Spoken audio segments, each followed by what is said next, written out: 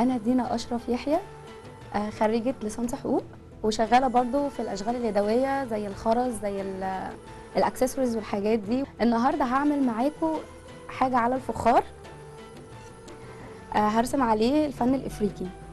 هنجيب قلة وهنجيب ألوان هنفضيها في باليتة الألوان، وهيبقى معانا فرش، وهنستخدم أنا عن نفسي بستخدم اللي هي الحاجات اللي بتنقط وكده بس. ومعانا صنفرة عشان هنصنفر بيها القلة، لان هي القلة فيها تجزيعات كده وفيها حاجات طالعة وحاجات داخلة، فهنظبطها كلها دلوقتي. يلا بينا نبتدي.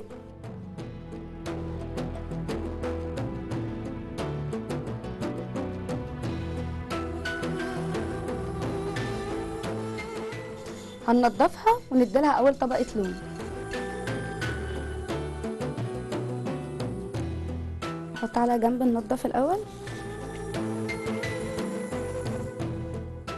اول حاجه لازم نديها طبقه لون ابيض علشان خاطر اي حاجه بعد كده تقدر ان هي تظهر عليها. ناخد الفرشه دي وهنحط اللون الابيض.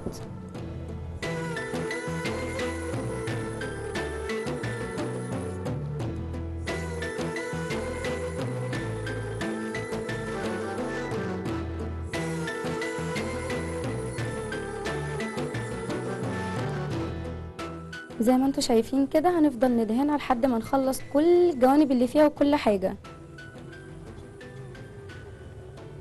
وبعدين هنحط الطبقه التانية. متنسوش الحته اللي جوه.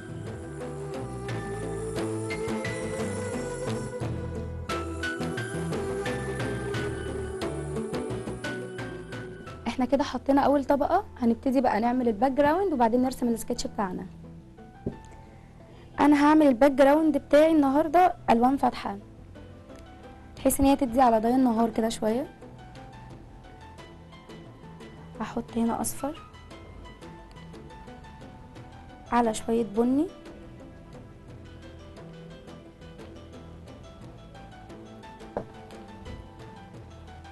وطبعا الابيض لا غنى عنه يعني.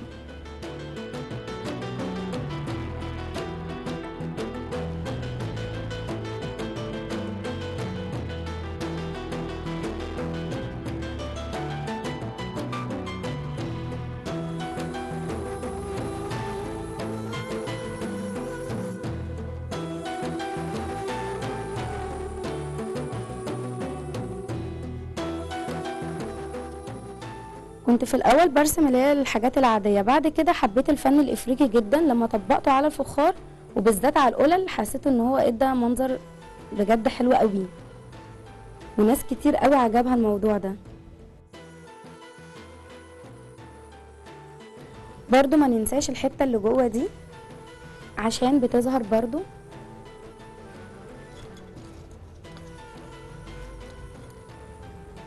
والميزه ان الالوان بتنشف فيه بسرعه.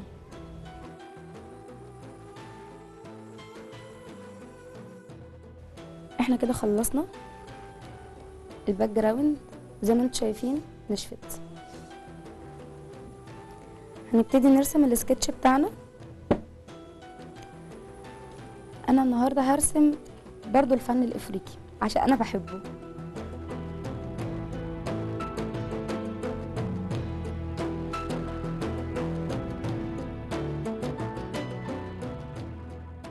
الفن ده خد مني 3 شهور على ما بقيت يعني بعرف استعمله كويس قوي، واعرف اتعامل معاه، واعرف اي غلطه تحصل فيه اعرف اتفاداها، وكل حاجه كل الحاجات بتاعه الفخار، بس طبعا مع الممارسه.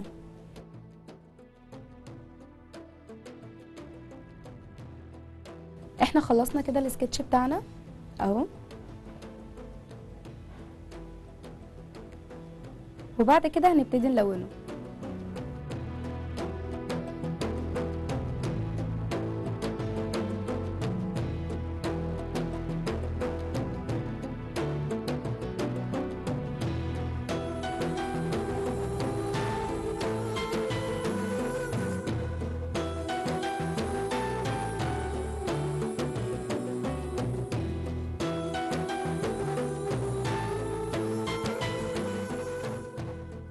هنحط هنا بقى هنستخدم الدرجة الفاتحة، هنحط على الاورنج هنا هنحط نقطة من الابيض ونقطة صغيرة قوي من البني عشان بس يبقى الدرجة فاتحة.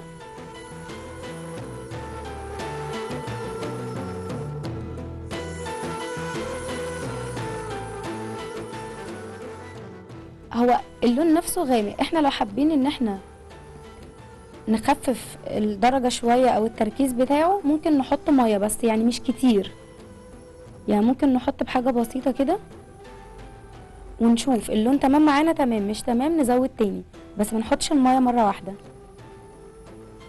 هنا برضو ممكن استخدم ابيض.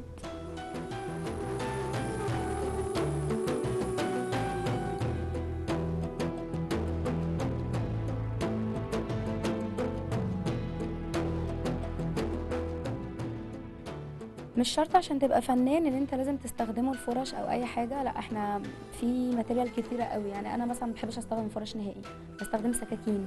انا بالنسبه لي سكاكين الرسم افضل، بحيث ان انت هي صعبه جدا واللي بيرسم بيها بيكون يعني حاجه تانية، لان انت لازم تركز في التفاصيل قوي، لان السكينه لو باظت منك في حاجه خلاص.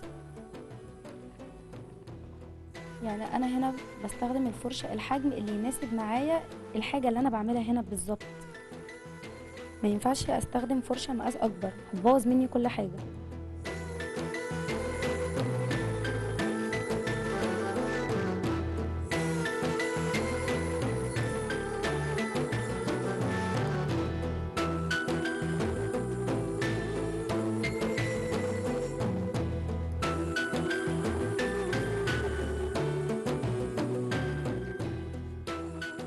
فاضل حاجه بسيطه قوي صغيره، ان انا هديلها طبقه فلوت عشان تلمع الالوان شويه وتظهرها اكتر، وعشان كمان نقدر في اي وقت نلمعها بميه عادي، بحته مبلوله، باي حاجه ممكن تغسلوها، مش هتاثر خالص بالطبقه دي.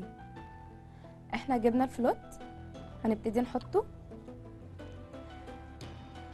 كمان في ميزه نسيت اقولها لكم، الفلوت بيعملها، هتشوفوا دلوقتي ان انا مجرد ما هحط الطبقه دي الالوان كلها هتظهر وهتدي درجه تانية خالص.